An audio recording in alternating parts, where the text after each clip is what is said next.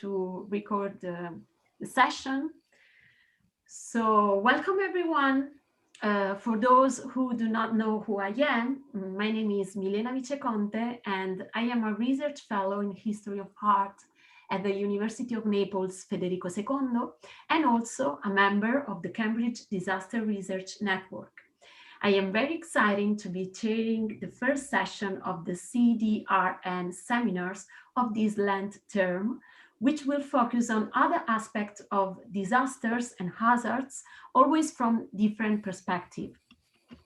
The topic of today's session is imagery and disasters, especially in South America, and we will look at the social cultural consequences of epidemic disasters in Latin American imagery, from the colonial period to the present day. For that, we will have three short presentations, the first one by Dr. Gabriela Ramos, the second one by me, and the third one by Dr. Andrea Leiva.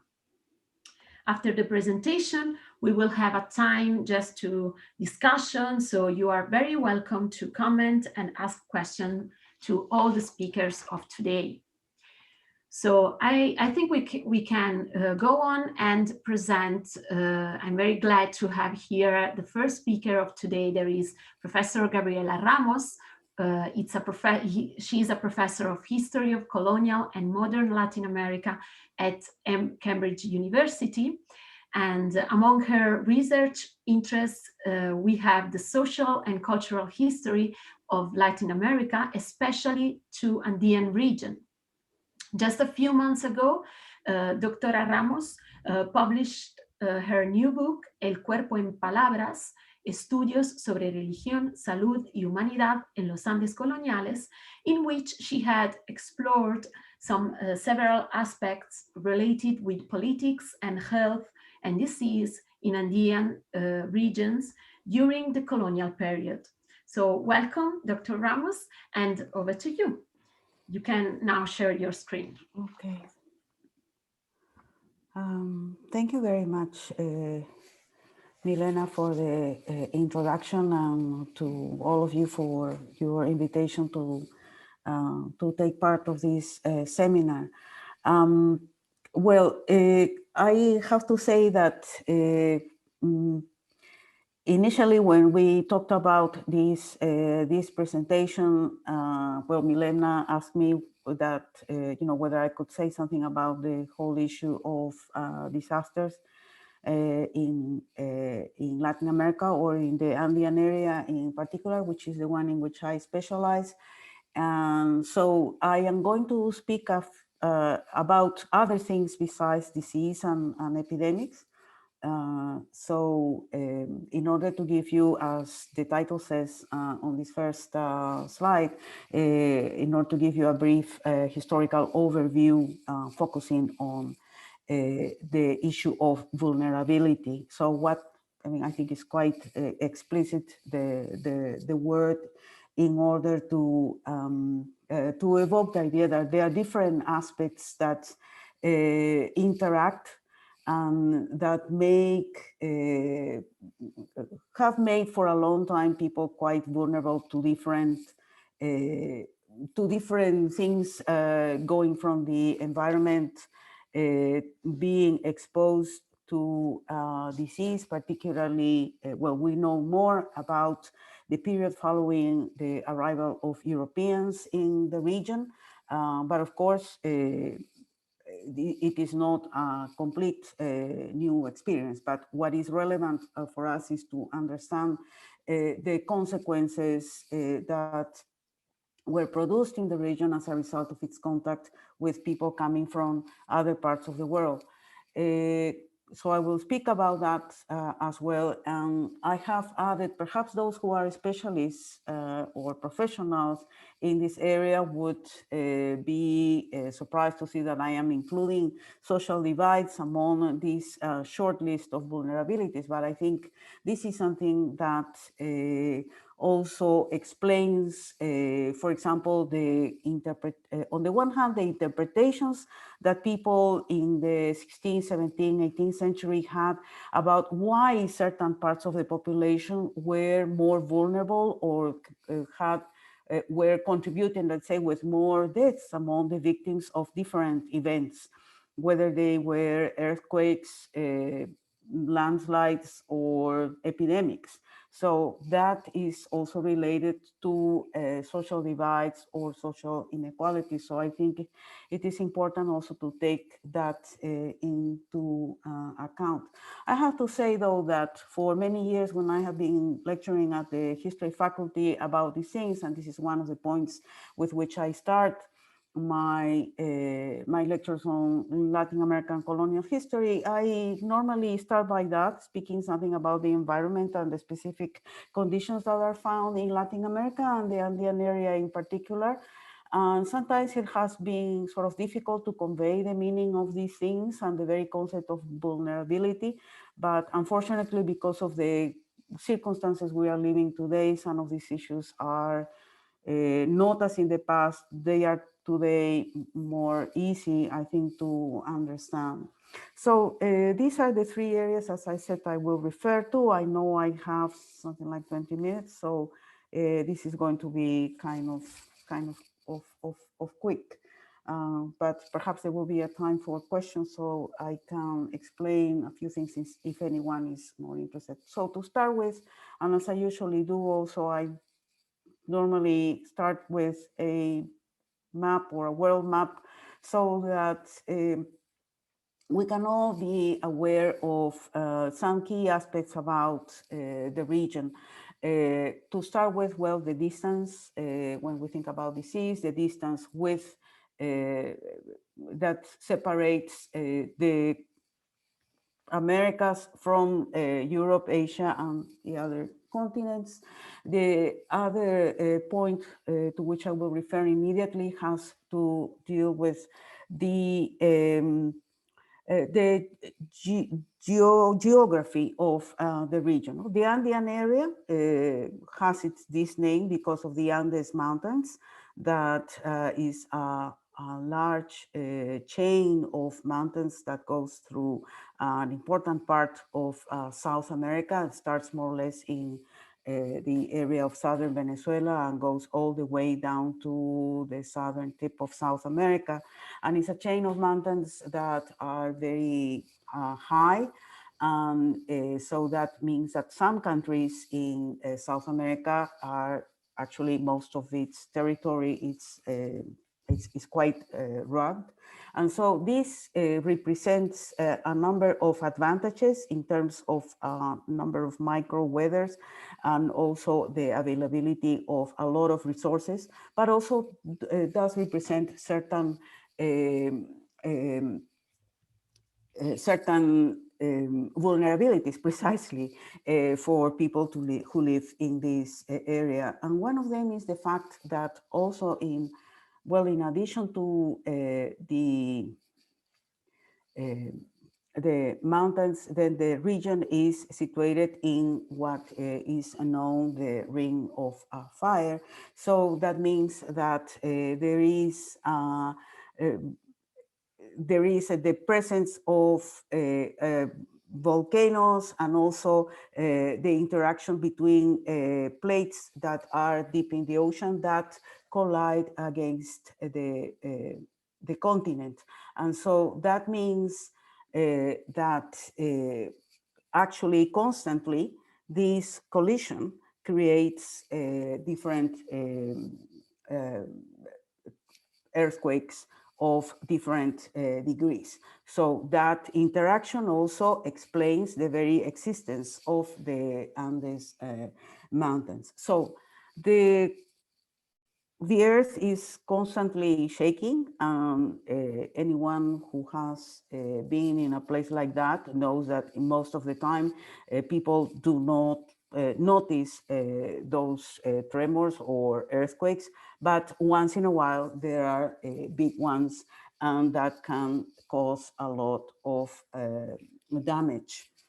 Another aspect also that is related to the environment and the geographical conditions is related to a phenomenon that also a few decades ago, most people around the world were not aware of, but this is something that was has been well known by people who live in South America. The fact that once in a while, the weather conditions would change significantly, very noticeably. As you can see from the picture that is behind me, the Peruvian coast, for example, is very, very dry. It never rains. And so that means that you have a desert that goes all the, I mean, a very important length. So that is explained by the interaction between currents and ocean currents and different phenomena that exist because of the presence of the Andean mountains. So this dryness is explained by that.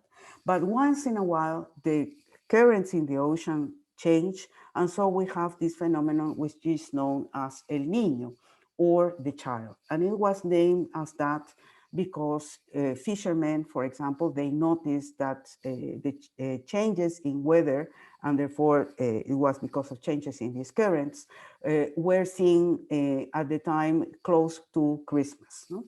So these changes in the weather means that, for example, in this very dry coast can rain quite a lot. And so that means that the landscape can change, and also that there can be other very dangerous phenomena such as landslides.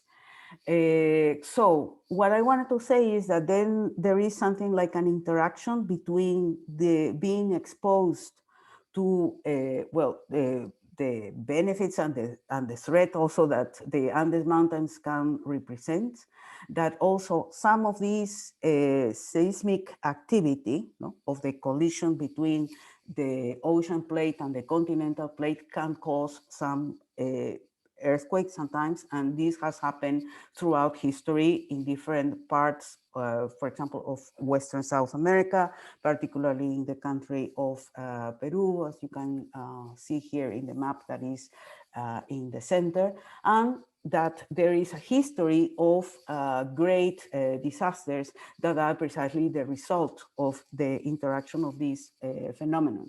Landslides that has been caused by the accumulation of water at the top of these very high mountains, and at the moment when there was an important earthquakes, then there has been the destruction of whole cities and villages. And so this means that you have thousands of people that just in a question of minutes can lose their lives or their property.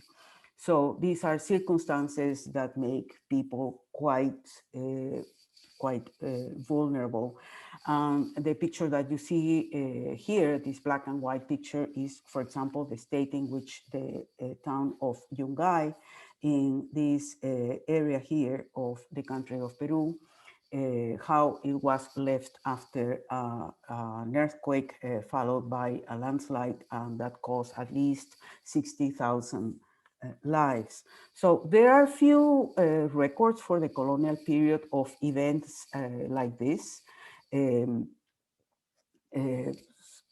Some of the few ones that we count with are, for example, a painting of the earthquake in the city of Cusco, the famous former capital of the Inca Empire. Of course, this painting was painted much later, but it does offer a view as well as an interpretation of the events that the city went through, and the kind also of response, of social and cultural response that the earthquake found. So we find on the one hand, if you can see, well, this is a very busy scene, but something like the consequence of when the earthquake is actually happening. So, you know, probably something that is falling apart. So you can see the actual destruction of the city, but at the same time,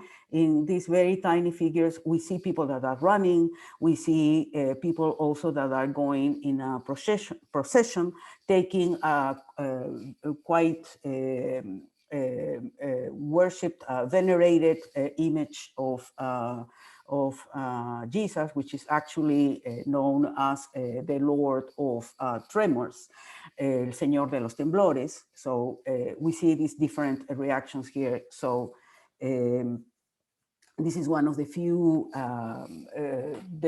visual documents that we have of events of this type. And then there are also, since this is an area, as I said, part of this quite busy region of the Ring of Fire, different volcano eruptions that also happened in the, for example, for the early colonial period, there's a famous one, the eruption of the volcano Huayna Putina, that appears in these drawings by an indigenous chronicler, Felipe Guamán Poma de Ayala, that is presenting here, on the one hand, one of the cities that was quite close to the volcano that erupted, and in order also to show the long effects of the eruption, he also drew this other city of Arica, which is today in the border between Peru and Chile, that was also suffering this sort of rain of ashes following this famous volcanic event. And perhaps one of the most well-known disasters of this kind is that of the earthquake that almost destroyed the city of Lima, the capital of the Peruvian Viceroyalty, in 1746. It is, of course, impossible to know the exact intensity of the earthquake, but it seems it was quite a hard one due to the accounts tell us about the extent of the destruction in the city, and also the fact that the earthquake was followed by a tsunami. So here is the viceroy that was at the time in Lima, and who led then the work of reconstruction of the city. And so here I try to expand this part of the painting, which shows how the tower of the cathedral had fallen apart. It is worth saying that events like this that destroyed cities almost completely also led to periods in which there was a lot of construction, particularly of churches and houses in general. But for example, in Cusco, following that earthquake that took place in 1650, there was a series of projects to rebuild a number of churches that today form a very rich patrimony of the Southern Andes. So again, and I'm going to refer now to the question of disease. I'm using the map in order to remind ourselves about let's call it the isolation of the region from most other areas of the world. And this is something that explains in part the fact that at the time of the arrival of the Europeans, the people living here and the most populated areas of the Americas were here, Mexico, part of Central America and the Andean area. And so they had been isolated from the rest of the world. They have had no contact, in contrast with Europe interacting with Asia and Africa for ages. Whereas in this case here, that isolation is something also that explains the fact that people were quite vulnerable to old world disease. And so that explains the fact that with the arrival of Europeans in the late 15th century, people, indigenous people living in these areas were victims of a number of diseases that were brought by the first soldiers, the first conquistadors that arrived and continue to arrive in the following years in the Americas. So it is the stories of how, for example, the conquest of the city of Tenochtitlan, which is today the city of Mexico, was facilitated by the fact that there was a breakup of smallpox that made the local people quite weak and in great part unable to face the final attack that the soldiers and followers of Hernán Cortés did. Also, there's the story of how one of the last Inca emperors, Huayna Capac, died apparently also of smallpox even before the Spanish arrived in the area. And the years that followed also, we know that there were different epidemics. This is a time when most diseases actually were difficult to identify. We know because of the existence of different documents, different accounts, that there were diseases that were striking, particularly the indigenous population. But besides smallpox, it's very difficult to identify which diseases were these or what kind of epidemic was sort of attacking a certain region at a certain moment. It seems, some historians argue that maybe some of the diseases also were present in clusters. So it was not only an epidemic of, let's say, flu or smallpox and mumps, but that they were coming together. And to an extent, this is explained by the fact that people didn't have immunity to these diseases. We can nowadays understand the situation much better than in the past, that if you have no protection against certain diseases that are unknown, then people are quite vulnerable. And so there were different interpretations to what was happening in Spanish, and the indigenous people themselves were asking, well, why is it that more indigenous people are dying and the Spanish are not? So of course they will come with explanations that will refer to, for example, some special divine protection, the fact that indigenous people were being sort of punished because they were idolaters, because they were lazy, explanations of that type at a time when understanding of disease, contagion, and all of this was, of course, non-existent. So this has had a very important weight in history, culture, and different ideas that were shaped at the time about why indigenous people, which in other words were also the poor, were more vulnerable to disease. So finally, I will speak very briefly. How much time do I have left? Well, I will speak briefly about just you have some more minutes. Yeah. Okay, thank you. About this example that I studied and that I wrote about in my recent book, which is about the South American epidemic that lasted from 1717 to 1720. And according to the very few people that have in the past referred to it, it seems that after these first epidemics that took actually, well, hundreds of thousands of lives in the late 15th and especially 16th and early 17th century, this was the more lethal epidemic that had been registered in the region.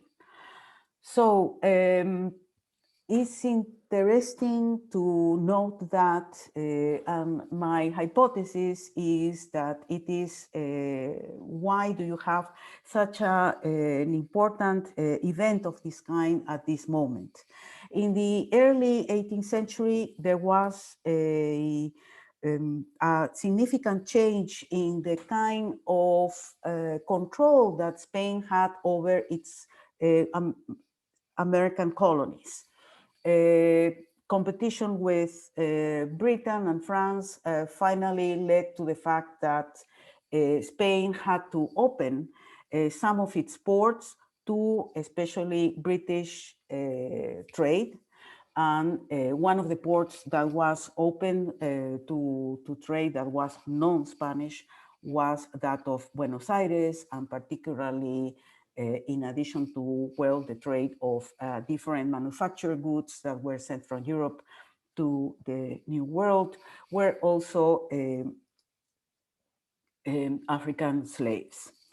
So this whole area had been sort of closed to interaction with the rest of the world because of the economic policy that the Spanish monarchy had over its colonies. They didn't allow other people to get in, but because of those political circumstances, then these ports were open. So my hypothesis is that this opening of the port is something that allowed to well, new people and a very intense economic movement taking place in the area. Now, I do not say, some historians have said that it could have been a disease that was brought by these slave traders or slaves that were taken directly from West Africa to South America. It is a possibility. Of course, it is impossible to prove that such was the case. But another aspect that also needs to be taken into account is that the fact that the trade between South America and the rest of the world was intensified at the time meant also that there was more activity in this area here in the form of for example, in return for the trade of manufactured goods and slaves that were coming from outside, then the people living in this area here agreed to send, for example, an important number of cow hides to back to Europe. And so that meant that there was a very intense activity here, opening new land for raising cattle and also for agriculture. So my idea is that that could also have been the reason why there was this epidemic, because from the description of the disease, it is clear that this was an hemorrhagic fever, very similar to Ebola. So people had these symptoms that are very similar to those of Ebola, and that can be caused by mice that live in these areas that are open to when the agricultural frontier is open. And so this is a disease that is endemic to South America. There are different types of hemorrhagic fevers, and this is endemic to the area. And it seems that it spread following precisely the path that the silver that was mined in the site of Potosí, in what is today Bolivia, and the path also that was followed by trade. This is the path that the disease took. It is because of the state of medical knowledge, because of the state of statistics, and even of colonial administration, it is impossible to confirm the number of people that died as a consequence of this epidemic. But the written accounts that we have assert that there were about 400,000 people that died as a consequence of the disease that affected the most important cities of the Peruvian viceroyalty. So the accounts aren't too many, but it seems that we have a visual representation of what happened. Again, this is something that a mural that was painted in a small parish church in the province of Cusco, in what is today Peru, dated perhaps many years later in the 19th century, according to some art historians. But it's an interesting, reading of the written accounts of the epidemic. And we can see here, I don't know if the size of the screen would allow you to see, but some people are actually represented here with the symptoms that were described for this unknown disease that attacked and took the lives of so many people. So this is perhaps one of the most important events in regard to epidemics in South America during this period. And as I said, my hypothesis is that if there's something similar to what that they share with the epidemics that struck the region following the Spanish conquest, is that is related also to the engagement now changes in the way in which the region was engaged to the global economy. So that's it. And if you have any questions, of course, I would be happy to answer them after we finish this panel, I guess. Thank you very much. Thank you very much, Professora Ramos, for this interesting tour through Latin American disaster. And thank you also to put on some images. I will come back to these images in a few minutes, because my presentation leads also with disasters. So I think you can see it right now. Okay. So this second presentation is really connected with the first one, because I will introduce some aspects related on visual culture in early modern Latin America, and which are quite connected with religious interpretation and religious practice. I deal with this issue within the ERC project called Discompose, Disaster, Communication and Politics in Southwestern Europe, the Making of Emergency Response Policies in the Early Modern Age.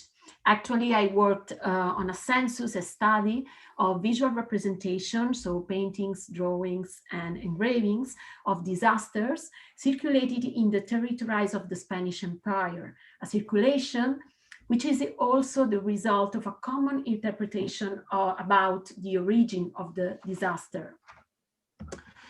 In recent years, research into sociocultural aspects of natural disaster in Hispano-American territories has shed new lights on the important role of votive images on the reinforcement of appeals to divine invocation. This complex colonial society was charged with heterogeneous symbolism deriving from the interaction between the local cosmogony of pre-colonial deities and the Christian vision promulgated by the empire. The production of these images in colonial times was closely related to the promotion of new forms of venerations and to the need to build a narrative of legend made to demonstrate a direct relationship between images and local community, and in particular to indigenous community. In this sense, disasters were seen as a valid pretext for disseminating narratives in which the miracle performed by these new images were presented as a direct consequence of public invocation. So, witnessed by iconographic representation that depict processions in which the whole community participates, as you can see in these images. The presence of these images in chapels, churches, and shrines was therefore a way to formalizing the event and recording it as a demonstration of the power of prayer in the face of calamity. So we are came back to to Cusco. Painting, sculptures, and prints representing Christ, the Virgin Mary, and the saints were paraded through city streets and surrounding rural areas afflicted by disasters. This was the fulcrum of collective rituals such as processions, oration, litanies, sung masses, acts of penitence, and corporal punishment. As in the old world, these practices were an effective way to channeling collective fear and mitigating against the social disorder that resulted from catastrophic disruption to normal life. They also served to engage the urban elite, the political authorities, the clergy, the religious orders, and a range of other social groups in collective veneration, each targeted according to their social status and ethnicity. But what are the fundamental characteristics of these religious imagery of disasters? The analysis of both visual sources and archive evidences shows that, for example, during geological disaster, it is common to invoke the images of Christ, as Gabriela Ramos said before. The geomorphological characteristic of the South American continent predispose it to a significant seismic activity. Especially in modern times, the continent has seen numerous combined disasters. That is, those where geological events, earthquakes and volcanic eruption, and hydrometeorological events such as floods or tsunamis occur together.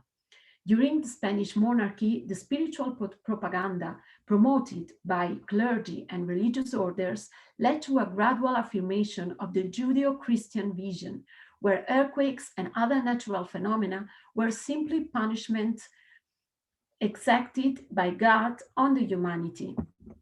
The crucifix emerged as being particularly appropriate for earthquakes, and it allowed a clear analogy to the geological phenomena associated with Christ's death on Calvary, such as the strong tremors and other violent natural phenomena described in, for example, in the Matthew's Gospel.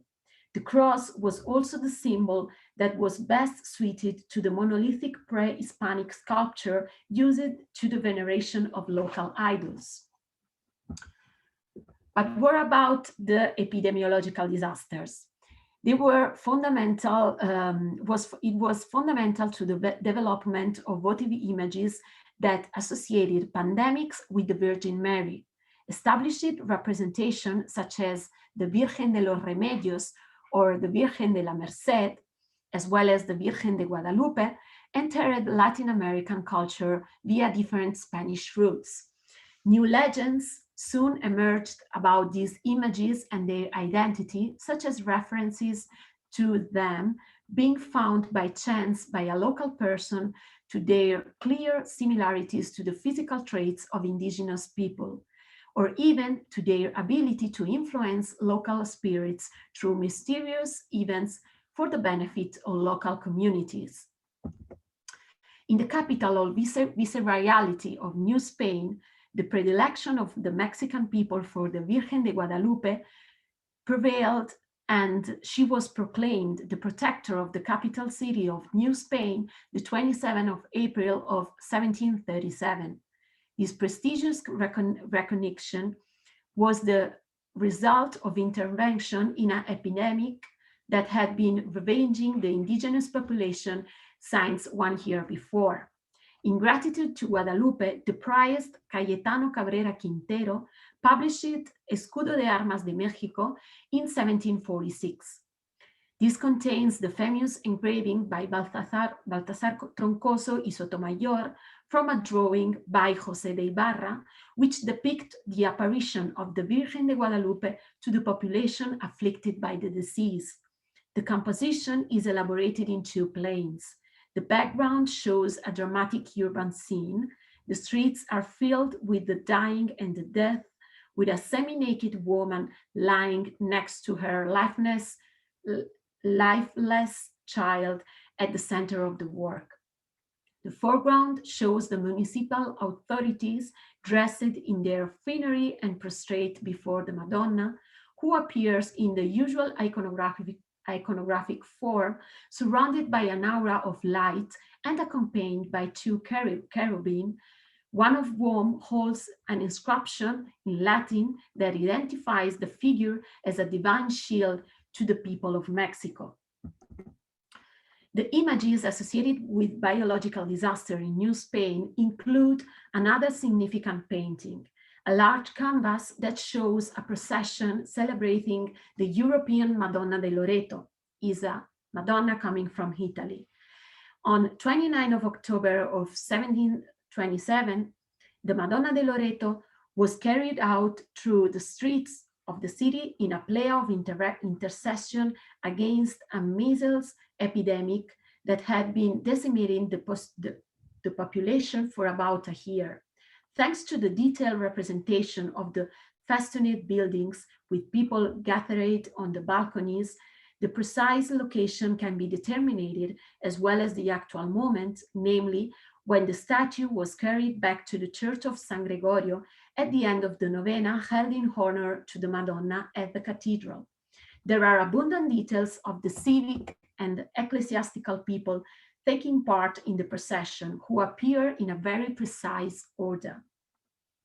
The hidden message of the painting appears clear: to commemorate the magnificence of the public ceremony in honor of the Madonna and the political consequences of the civic and religious dignitaries represented rather than the horror experienced by the unfortunate victims of the terrible epidemic.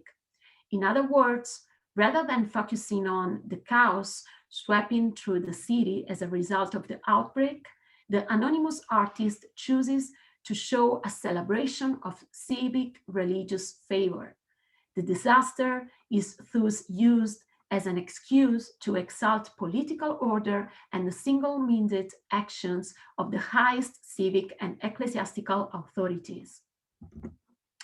Also in the Andean context, pandemics became the pretext to enrich legends about the statue and refers its prodigious nature.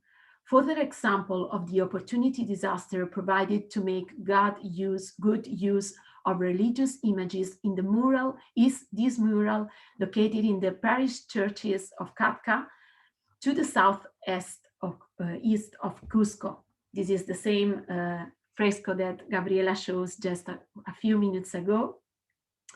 And we know that this fresco is about the plague that occurs in Catca from 1717 to the 1720. And as Gabriela shows, we know the origin of this kind of plague. The plague is one of the most devastating in the history of South America, started in Buenos Aires and quickly spread along the trade routes of Peru, reaching as far as Cusco and Lima. The Catca work is a large painting commissioned by the priest Tomás Collado and executed by José Benito Calderón between 1806 and 1820, a century after the event. It shows a simplified urban view of Catca, with the catastrophe presented as a social phenomenon affecting the whole population of the city. Particular attention is paid to the Franciscan, Dominicans, and Mercedarians, providing assistance to the sick. This few example shows how the religious imagery has been built in Latin America during the early colonial period, in the context in which this interpretation of epidemics as divine punishment is still alive. Christian divinities continue to be invoked through these images, which shows themselves to the present community as a memory of a past event. Thank you very much for the attention. So I will stop to share my screen and I will introduce So let's move to the present day. And I'm very glad to introduce the last speaker of today. She is Andrea Leiva Espitia from the Université de la Réunion. Andrea is a member of the Center of Déplacement, Identité, Regard, Écriture. And Andrea is, if you want, I can share your presentation. She will show her research on spatial configuration and community crisis management of the COVID pandemic in the Islote de Santa Cruz, Colombia. So over to you, Andrea. Okay, thank you. Can you hear me? Yes. Yes. Milena, you can put the present. Thank you. Yes. So I would like to thank Milena and the group for inviting me.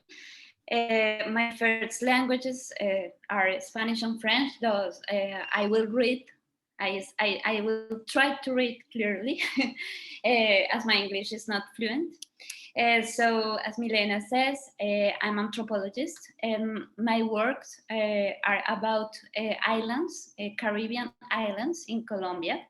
So today I will talk about Islote, so-called the most densely populated island in the world. So the aim of this exploratory paper is to present an approach to the relationship between the social spatial configuration of a population and strategies to manage the pandemic caused by COVID-19. I will use as a case study a small island called Islote de Santa Cruz, located in the Colombian Caribbean, known as the most densely populated island in the world.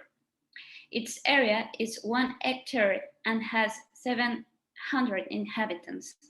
You can put the next slide, please, Milena. Islands, Milena, ¿puedes poner la próxima, por favor? Ya. So I would like to propose an hypothesis here. Is that the social spatial configuration and the forms of social organizations of the Islote allow the community to take on with less impact the effects of emergencies such as those of a pandemic. To understand this relationship, I will first present the characteristics of the Islote, and secondly, I will share 3 strategies rooted in the Islote's social and political organization that I believe made it possible for its residents, its inhabitants, to live together and survive the pandemic. This is a photo of Islote, so you can see that it's a small island, really small island. It has not ¿cómo es que digo playa? Beaches and vegetation, the plants. There are only houses in there. So the next one, please. And I think, yes, that's the hypothesis. And the next one is the structure of the presentation. And the next one is the location. So Islote is located in the San Bernardo archipelago on the Caribbean coast of Colombia. It is about 150 kilometers southwest of the city of Cartagena de Indias. The closest islands to the Islote are Mucura and Tintipan, which serve as places of work, leisure, and temporary residence for the islanders. Due to the concentrations of 90 of the archipelago's population, the Islote is known as the capital of the archipelago. It was populated at the end of the 19th century by a couple of fishermen coming from Barú, a town near Cartagena. The settlers arrived on the island in annual cycles and found a piece of solid ground that they filled in for years in a practice called calzar. The next one, please. Nowadays, the island, so this is the population, the settlement process that I will not describe here because I don't have time. But the next one, I think, is a photo of the islote. This is the calce. This is the ground of the islote. So they filled in for years with too many materials. And nowadays, the island has more than 100 houses, almost of them made of concrete and with zinc roofs. Most of the families work in the tourism industry in the nearby islands of Tiptipan and Mukura. And the increase of boats and the overpopulations of tourists resulted in coral reef erosion and the deterioration of islands' coasts. This situation drove away fish and reduced the possibility for fishermen to do bottom fishing, which is used to be the main economic activity. Can you put the next one, please? Because there is an oversupply of tourism services, the islanders alternate their working days so that so this is the islote houses, and the next one is about the tourism. Because there is an oversupply of tourism services, the islanders alternate their working days so that everyone has the option to work and earn money. This practice helps avoid the accumulation of resources in a single person or family, and it is an example of historical practice where social, political, and economic dynamics help islanders balancing solidarity and conflict. I will present 3 elements of this social organization which help us understand how the community has managed the pandemic. The first one, so the next one, and the next one, please. This is the touristic. The first one is the internal political organization. So the second one is the economic circulation, and the last one is circulation of food. So I will speak about the local, internal political organization. The next one, please. So the social political organization has 2 main characteristics. First, the government is represented in the islote by the public school system and the National Navy. The second is that given the lack of representation of the state-level government on the island, local powers depends on the economic prosperity of a family or individual. The islanders claim to be forgotten by the state. This discourse alternates with a certain pride in being a population capable of solving its problems autonomously. For example, in order to deal with the lack of drinking water, they designed their own forms of rainwater collection with canalization. So the photo shows canalization systems that can be found on the roofs of the houses. Families with greater purchasing power who have their own boats to sell fish on the Caribbean coast have created a water supply network. Thus, the islanders redefine their forms of government locally to solve crises and internal conflicts during times of isolation and confinement. Sorry. This forces them to reshape the forms of local power. Despite the discourse of solidarity and union that emerges in times of crisis, class differences are determined by the capacity of some families over others to acquire greater resources. The island population is organized in such a way as to avoid the accumulation of wealth in a single person or family. And one of the ways to control accumulation is by appealing, for example, to witchcraft as discourse to justify a person's economic failure. Once a family falls into economic disgrace, another family enters the networks of power. So the next one, please. This is the houses. I wanted to show you the differences between houses that it's a symbol of individual prosperity. There are no one house like another. Every house is different because houses are symbols of material, economic prosperity. So the second element, you can show the next one, please, Elena, is the circulation and the mobility. One of the ways of life of the islanders is itinerant mobility.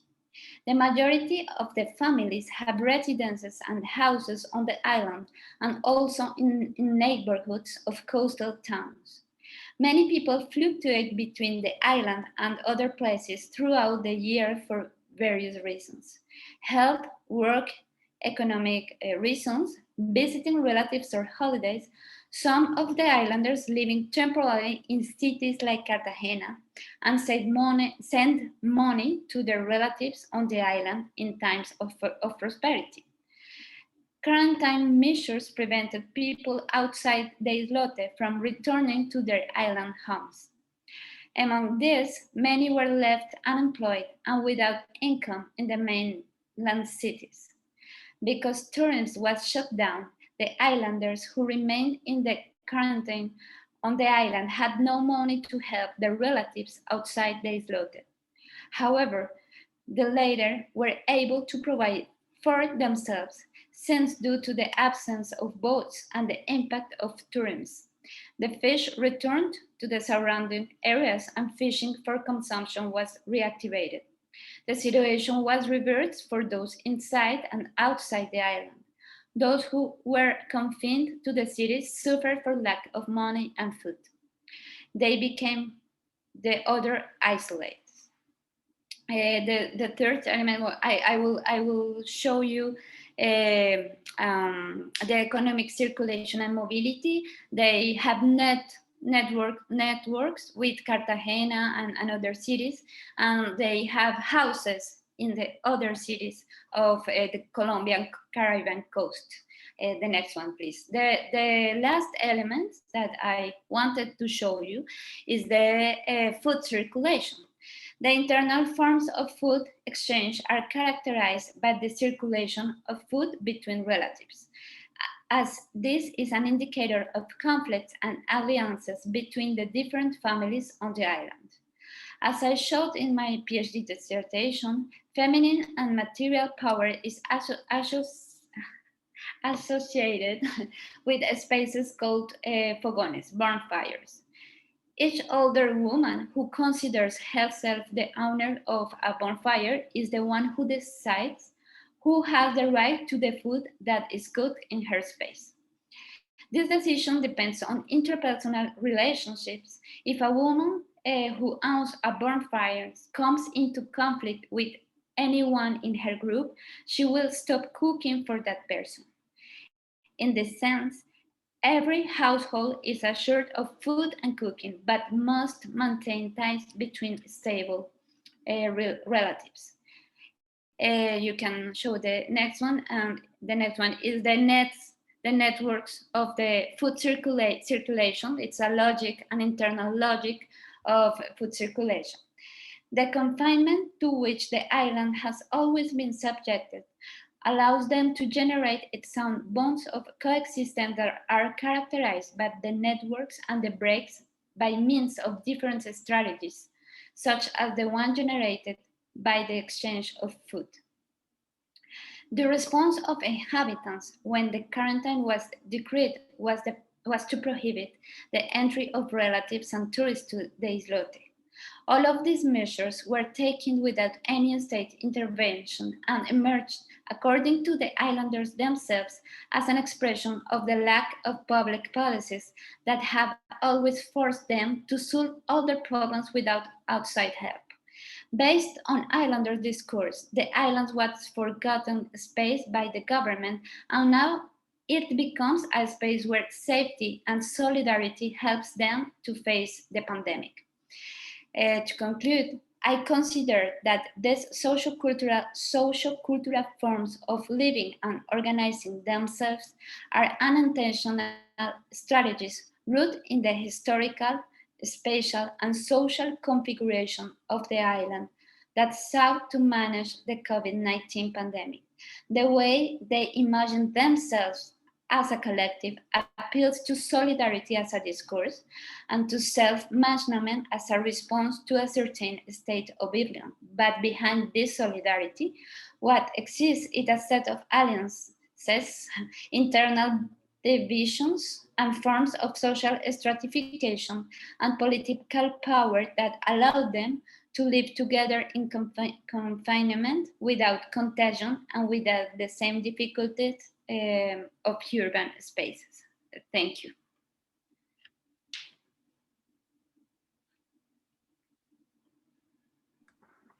Okay, thank you very much, Andrea, for your presentation. It's so interesting how the sociocultural aspects and configuration of the different society of Latin America can change through history. And we have seen in your presentation how there is other kind of divinity that in this case are human. That was the female power that they have, like in this practice of fogones. It's very interesting because it's like how the power of the food, who is the leader of the food is the leader of the society, and configured another scenario in this kind of pandemic reality. So I think